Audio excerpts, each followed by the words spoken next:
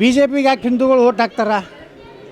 ಹಿಂದೂಗಳ ರಕ್ಷಣೆ ಆಗ್ತದೆ, ಅಭಿವೃದ್ಧಿ ಮಾಡ್ತಾರೆ, ಪ್ರಾಮಾಣಿಕರದಾರ್ತಾರೆ. ನೀವು ಯಾವುದೂ ಇಲ್ಲ. ಯಡಿಯೂರಪ್ಪನವ್ರ ಕುಟುಂಬ ಏನು ಅಭಿವೃದ್ಧಿ ಮಾಡಿ ಉತ್ತರ ಕನ್ನಡಕ್ಕೆ ಮೋಸ ಮಾಡಿದ್ರಿ. ನೀವೇನು ಹೇಳಿದ್ರಿ ಆಲಿಮಟ್ಟಿ ಡ್ಯಾಮ್ನಲ್ಲಿ ನನಗೆ 25,000 ಕೋಟಿ ರೂಪಾಯಿ ಕೊಡ್ತೀನಿ ಪ್ರತಿ ವರ್ಷ, ನಾ ಮುಗಿಸ್ತೀನಿ, ಮೋಸ ಮಾಡಿದ್ರಿ.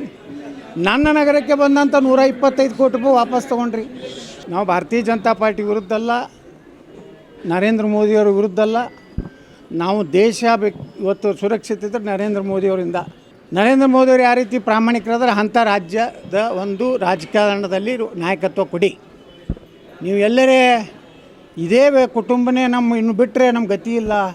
ಯಡಿಯೂರಪ್ಪ ಬಿಟ್ಟರೆ ಲಿಂಗಾಯತರು, ವೀರಶೈವರು ಬಿ ಜೆ ಪಿನ ದೂರ ಸರಿದ್ಬಿಡ್ತಾರೆ. ಭಯದಿಂದ ಹೊರಗೆ ಬನ್ನಿ.